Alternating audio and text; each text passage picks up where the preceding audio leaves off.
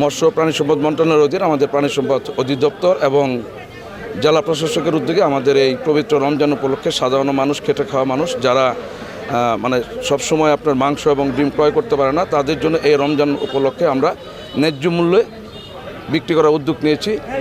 সেখানে জেলা প্রশাসকের মাধ্যমে আমরা এখানে যে ভর্তুকি সেটার ব্যবস্থা করা হয়েছে।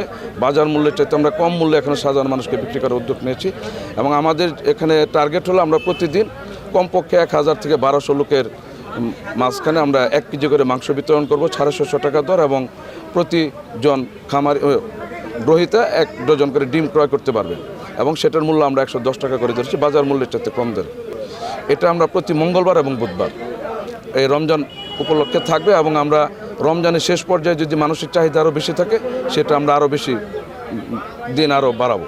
আমি গরু মাংস নিছি 650 টাকা কেজি, আর ডিম নিছি আপনার 12 পিস 110 টাকা। বাজার থেকে কিছু ডিফারেন্স আছে, মোটামুটি ভালোই।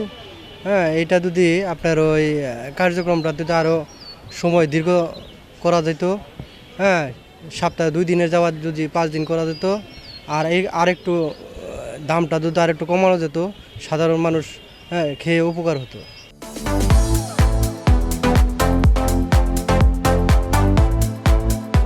আর এটা যদি সময়টা একটু বাড়ানো যেত তাহলে আরেকটু বেশি ভালো হইতো। 2 দিনের জায়গায় 3 দিন দেওয়া যাইলে আরেকটু বেশি ভালো হইতো।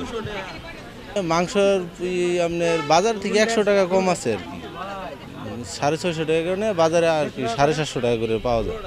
গারকান্দা আমি এইখানে আসছিলাম, আইসা দেখলাম যে এখানে গরু মাংস এবং ডিম দেওয়া হচ্ছে, তো লাইনও একেবারেই খুব সহজে পাওয়া যাচ্ছে, এই জন্য আমি এখানে আসলাম। এই কার্যক্রমটা অব্যাহত থাকলে মনে হয় ভালো হয়, বিশেষ করে এই সাধারণ মানুষ যারা আছে কিনে বাজার থেকে দাম দিয়ে কিনে খেতে পারেন, এখানে একটু সস্তায় আছে যেহেতু, তাহলে সবার জন্যই ভালো হবে।